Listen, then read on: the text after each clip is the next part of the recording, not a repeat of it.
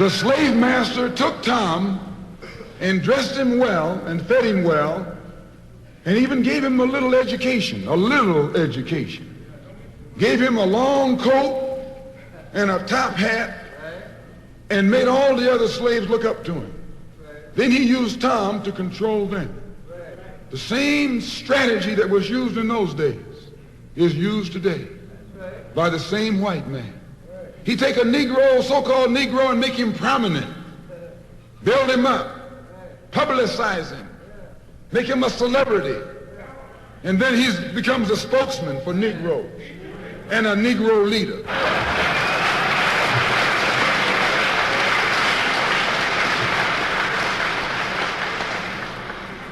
I would like to just mention one thing else quickly, and that is the method that the white man uses, how the white man uses these big guns or Negro leaders against the black revolution.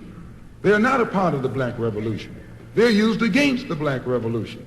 When Martin Luther King failed to desegregate Albany, Georgia, the civil rights struggle in America reached its low point. King became bankrupt almost as a leader. Plus, even financially, the Southern Christian Leadership Conference was in financial trouble, plus it was in trouble, period, with the people when they failed to desegregate Albany, Georgia.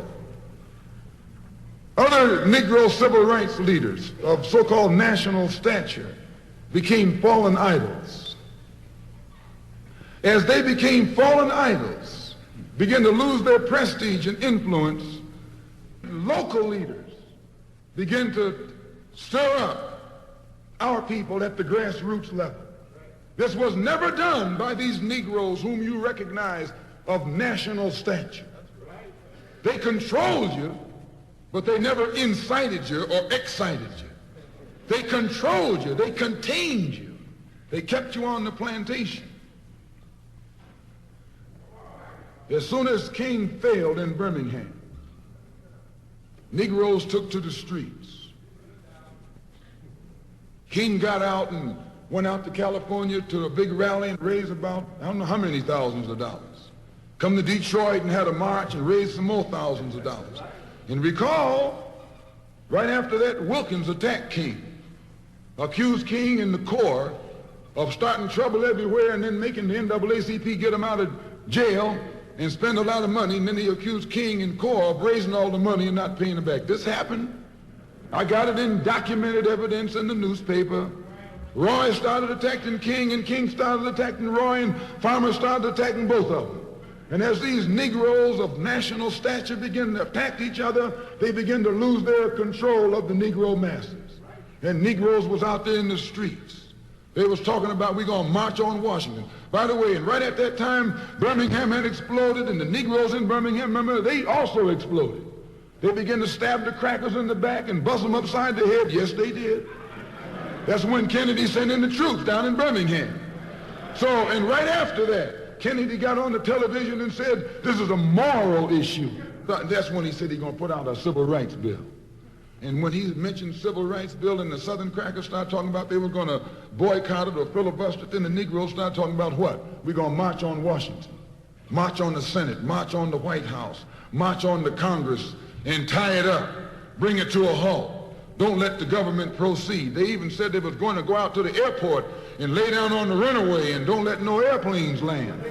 I'm telling you what they said. That was revolution. That was revolution.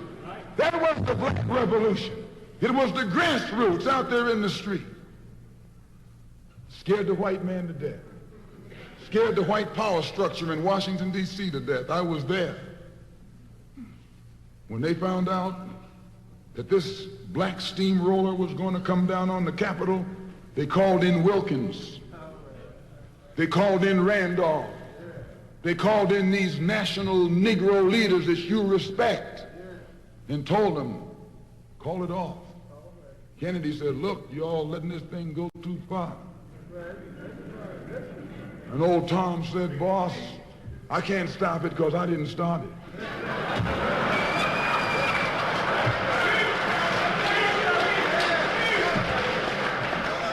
I'm telling you what they said. They said, I'm not even in it, much less at the head of it. They said, these Negroes are doing things on their own. They're running ahead of us.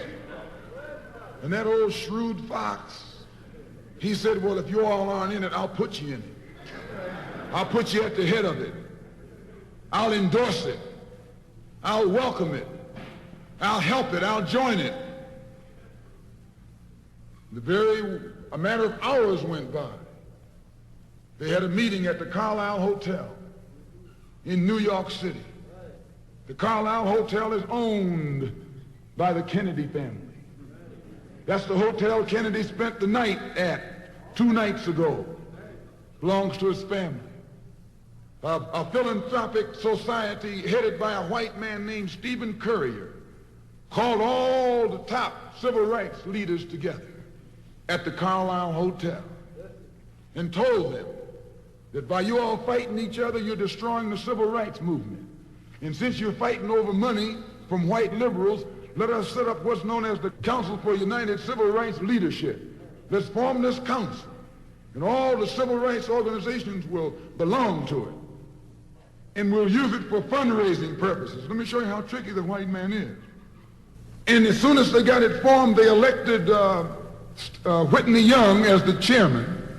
And who you think became the co-chairman? Stephen Currier, the white man. A millionaire. Powell knows it happened. Randolph knows it happened. Wilkins knows it happened. King knows it happened. Every one of that so-called Big Six. They know what happened. Once they formed it, with the white man over it, he promised them and gave them $800,000 to split up between the Big Six, and told them that after the march was over, they'd give them $700,000 more.